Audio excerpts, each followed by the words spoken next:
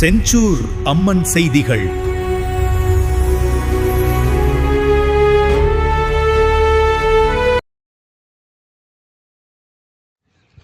வணக்கம். திருவள்ளூர் தொகுதி சட்டமன்ற அலுவலகத்தை தாவேகா சட்டமன்ற உறுப்பினர்கள் ரிப்பன் வெட்டி திறந்து வைத்தனர்.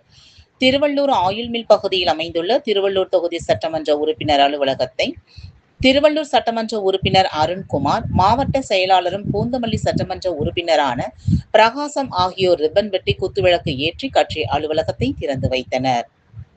பின்னர் பூந்தமல்லி சட்டமன்ற உறுப்பினர் பிரகாசம் கூறுகையில், 25 ஆண்டுகளாக திருவள்ளூர் சட்டமன்ற அலுவலகத்தை கைப்பற்ற வேண்டும் என இருந்து வந்த என்னுடைய கனவானது தமிழக முதல்வராக ஜோசப் விஜய் அவர்கள் பதவியில் அமர்ந்த பிறகுதான் அது நிறைவேறியதாகவும், இனி 20 ஆண்டுகள் ஆனாலும் தமிழக வெற்றிக் கழகம் சட்டமன்ற உறுப்பினர் அலுவலகமாகத்தான் இருக்கும் என சபதம் ஏற்றார்.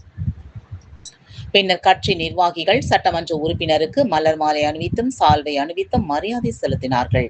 இதில் மாவட்டம், நகரம், ஒன்றியம் ஆகிய கட்சி உறுப்பினர்கள் கலந்து கொண்டனர்.